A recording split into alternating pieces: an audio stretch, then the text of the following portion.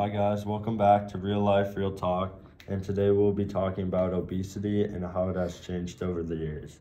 So, back in the 70s, obesity ranged around 10 to 15%, which is pretty steady, and then in the 80s, it started a steady incline and hasn't stopped. And right now, it's around 42% in all adults in America.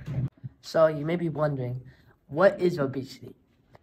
So obesity is an excess amount of fat in a person's body. A BMI over 30 is considered obese, and a BMI between 25 and 29 is considered overweight. Okay, so obesity has a lot of side effects on the human body, and some of them can include like just simple things like simple maneuvers that you can't do or not running as fast.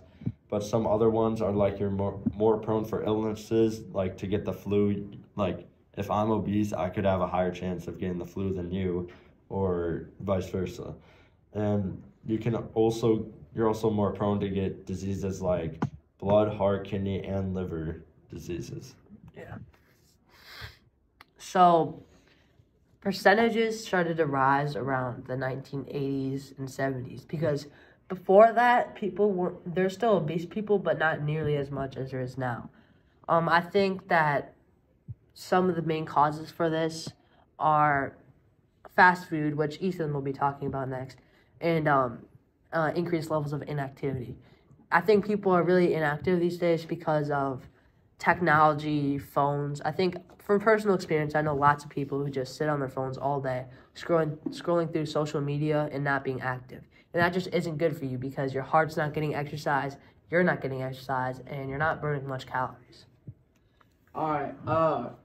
So Hamza was just talking about the fast food factor. So that's probably the main issue of obesity because fast food has increased probably tenfold just because every corner that you turn, there's probably a McDonald's, Burger King, any fast food that you could name or think of, because fast food is just a combustion of everything that's bad for you. Basically, the only thing that's good for you in fast food would be probably like a salad, which they'd probably still somehow find a way to make it bad by putting a bunch of dressing or things like that. That's why people think that, oh, a salad's healthy for you, but then when you add 500 calories worth of dressing, it just becomes bad just like that.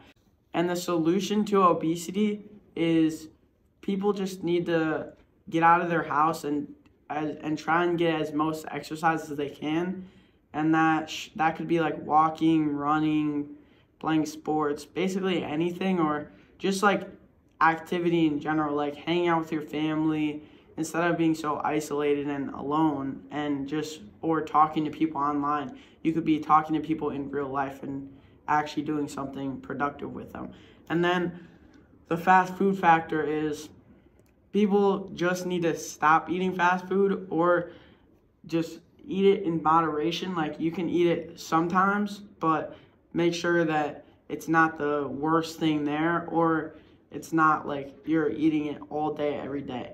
And people just need to stop being so greedy and trying to become millionaires and billionaires by making fast food restaurants and trying to make it taste better for you, so then you just go back. They should make it so that it's healthy, because there is healthy restaurants out there, but that's not what fast food is.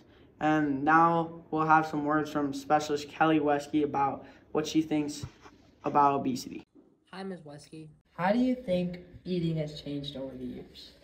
People are eating all the time. It's acceptable to eat in places that it used to not be acceptable.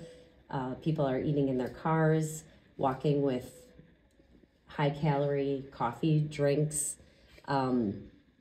We eat quickly. We don't stop and enjoy our meals anymore. Okay. What do you think the best way is to go at the problem of American obesity? I think, first of all, we need to educate people. We also need to limit the sizes of sugary beverages and the amount of artificial ingredients. Maybe make it unacceptable that we're eating all day. We also need to use have smaller portions. One of the ways we can have smaller portions is by using smaller plates and smaller cups.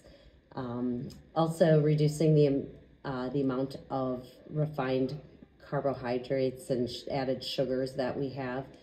I really like the words of Michael Pollan, who wrote In Defense of Foods, and his 7 words to live by are: eat food, mostly plants, and not too much. All right.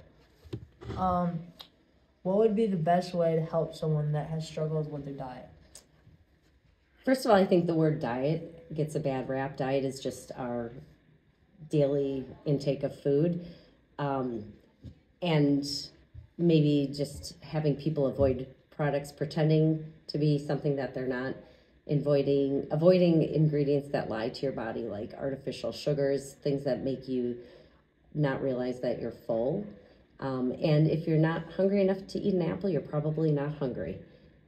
Don't eat all day. Eating should be an event, and drinking more water. Okay, thank you. All right, guys, thank you for listening to this podcast, and I hope you guys stay healthy.